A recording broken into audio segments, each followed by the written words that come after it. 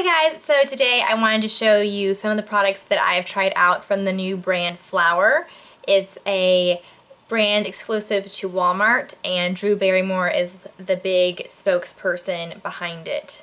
I was lucky enough at our Walmart in town, we didn't just get the cap and like little small displays, we actually got a full length display with all of the cream products and foundations. I did find several products that I thought were interesting enough to do a video on, and I've been trying them out, so I feel like I can give you a pretty good review as well as show you the swatches for all of them. One of the first products I was initially drawn to just when I first walked up to the display was the cream eyeshadows. On the display it does say all day wear and things like that, so that made me think of obviously the Maybelline color tattoos, which I love, so I got quite excited. And before I get into the review and whatnot, I'll just show you close-ups of the packaging and both the colors. So you can see really pretty packaging, the white and kind of a rose gold with the glass bottom. Very pretty. I think it looks a lot more high-end than what you would typically expect to find at Walmart. Nothing against Walmart, but it's not exactly known for high-end type things. I think this definitely has the packaging look of something that would be more expensive. You can see it has a little stopper in it, which I found a little bit interesting. It's a stopper similar to one of those pressed pigments from L'Oreal. And so you take the stopper out, and then you have the cream product. And this one kind of looks like chocolate mousse, I think. So it's a very wet, extremely creamy product, and I guess that's why they had the stopper in there, because it gets all over the cap. So I guess it would get all over the top of the lid if they didn't have a stopper in there. So you can see Awesome Blossom got a lot more on the lid, and I think you can tell how, especially with this little cap, so this doesn't even lie flat because of this little handle thing, so it's kind of rocking wherever you stick it, and it's again, like I said, I think it's just kind of a mess waiting to happen. It's very pretty color, very creamy. I'm not sure this cap is really a benefit, honestly, because it just seems like it's an extra something to keep up with when you're trying to do your makeup. So here are the two colors swatched. This is the Cocoa Camilla, and that would be Awesome Blossom. And I think it's a very wet, there's a lot of slip to it, very, very creamy product. So this is the Flower cream eyeshadow swatch with some other shadows. This is a Tarte cream eyeshadow in the color Slate, and then this one is Bad to the Bronze from Maybelline. So you can see here what I was talking about, that the Awesome Blossom is a warmer, more of a red tone bronze, because this is next to Bad to the Bronze, which is more of a cool bronze. You can see how much warmer and redder it looks. So they've all been put on there for quite a while. They're all dry. My fingers are dry, but I'm just going to run my fingers over top of the shadows. I think you can see here what I was kind of talking about with the staying power. I mean, the Bad to the Bronze is really hasn't done anything, but these two are smudging quite a bit. The Tarte one maybe a teeny tiny bit, but it's still pretty stuck on there too. So that's really what I'm talking about, the staying power. I don't think these would hold up to the kind of wear that you could get from these other cream eyeshadows. As far as actual wear experience with these, I was pretty concerned when I saw how wet and really creamy the formula was, because I was really afraid it wouldn't dry down and give like a long staying effect without creasing. And I think I've heard of a couple people who've had dissimilar experiences to mine, but I did find that they creased. I've used them both heavily in a very light layer on my eyes, and on their own they do crease on me. So that was disappointing. I've tried them over top of an eyelid primer, and that definitely seems to help. It's not breaking through to show skin as it would on its own. This is what I found, that it settled so much into the lines that you could actually see my eyelid and it was just kind of stripy. Whereas with an eyelid primer, the overall color was still there, but you could, if you look closely when I blinked, you could see that there were thicker deposits where my eyelid actually folded. The last way I tried it is the way I'm wearing it today, which is as an eyeshadow base. If your base isn't really showing through or making the other colors pop more, which I don't really feel like it is, I don't think there's a lot of purpose to a base that doesn't enhance whatever you're going to put on top of it. And once I put the eyeshadows over top, it didn't seem like you could even tell there was a base underneath it. These seem like such cool products that had more colors, different range. I had a matte brown, which the Maybelline Color Tattoos don't have, those more neutral, shimmery, and then a matte brown. So I was initially very excited to try them out to see if they would be an expansion on some drugstore cream products for your eyes that I already love with the Maybelline Color Tattoos. But I really don't think they are. Just from what I've come to expect from other cream eye products like the Color Tattoos from the drugstore, these didn't live up to my expectations. So this next product is a lip pencil. I believe they're calling it a sheer lip tint pencil, and a lot of brands are coming out with these lately. It's kind of the big thing in the drugstore now. I feel like every brand has some sort of lip pencil pen type thing.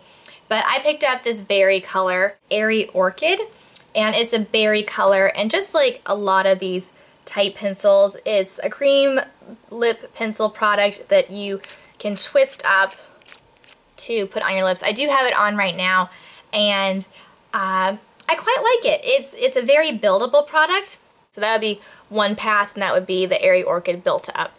It is a moisturizing product, but I would say that not as moisturizing as something like a Maybelline Baby Lips or a straight up chapstick. And after a while, it is moisturizing, but it does dry down a bit, so it's not as moisturizing as time goes on. So if you're looking for a long lasting moisturizing feeling, I don't think this would be it. If you did want to have that moisturizing feeling continuing throughout the day though, I think you would need reapplications. And for comparison, I have here one of the Revlon Just Bitten Kissable Balm stain. This isn't claimed to be any sort of a stain, and it's not, so by that regard they're not comparable, but the color is quite close, and they are both these pencil lip twist up type products. And this is in the color, this Revlon one's in the color Smitten. So that there is Smitten. And actually I think you can see the flower one built up is almost a bit more pigmented than the Revlon one. And also the Smitten one seems to lean a bit more pink than the flower shade. As far as an overall recommendation to get this lip pencil or not, I would say so many brands are coming out with them. And I don't think this is probably one of the most economical lip pencils out there right now, because CoverGirl has some, Neutrogena has some that I know have gotten really, really good reviews. So I think it'll just kind of be up to you if you want to try this one out, just because it's one of the new brands from Flower. So because I don't know that this is specifically anything revolutionary to this whole lip pencil idea, except that the cap is clear. The next product that I picked up is a powder, and the big hype that I had heard over this was that it's something like triple milled. It's very, very finely milled, and apparently very few factories can mill it as fine as this powder has been milled. They only come in 3 shades. I picked up LO2. And so I think you can already tell just having it sit here that it's quite a big package, and so I was curious about how much product they were going to give in this, and the lid lifts off like that, and you can see that the actual powder is only contained in this little bit. So all this is really pretty superfluous packaging, but I mean, I guess it's pretty. It's huge, but it's pretty. Then inside you have this cute little powder puff with this little ribbon handle. Then you lift it up and it's a little sieve type thing. And you can see here that there is some pigmentation to the powder, but I would say when I put it on my hand, I really can't see any sort of coverage coming out of this. What this really is a setting powder and perhaps a mattifying powder. So I wouldn't maybe try and figure out which one of the ranges you fit in, but I don't think it's gonna matter too much just because there's so little pigmentation in it.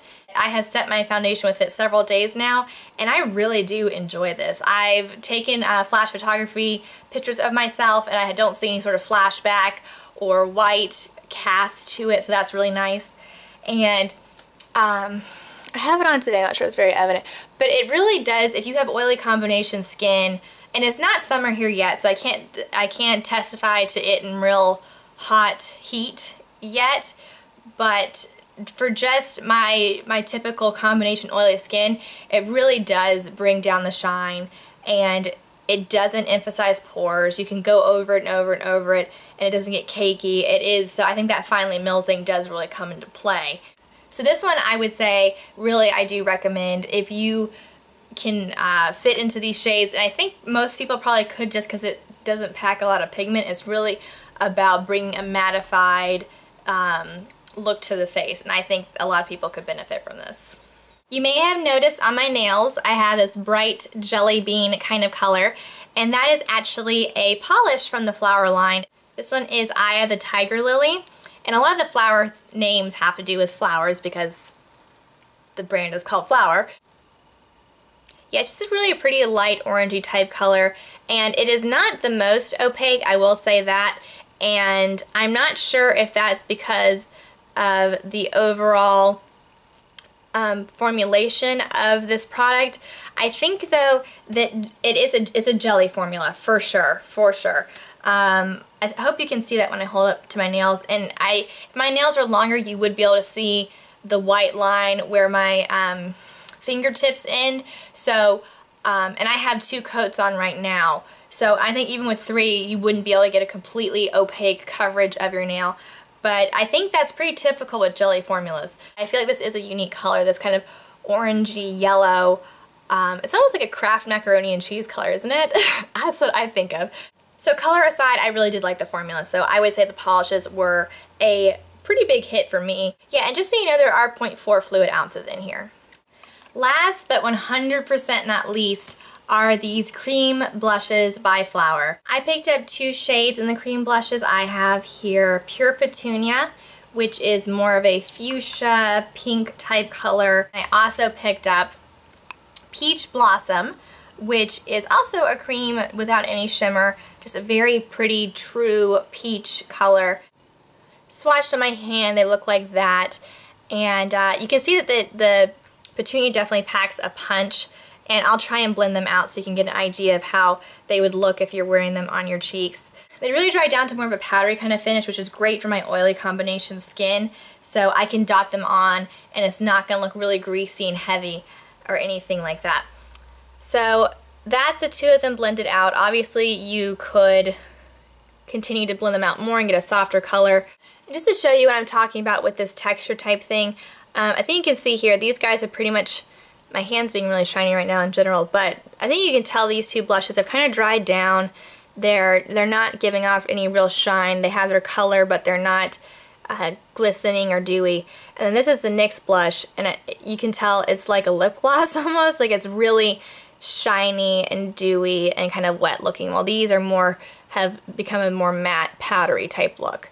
To give you a size comparison, this is the NYX cream blush, so you can see quite a size difference there.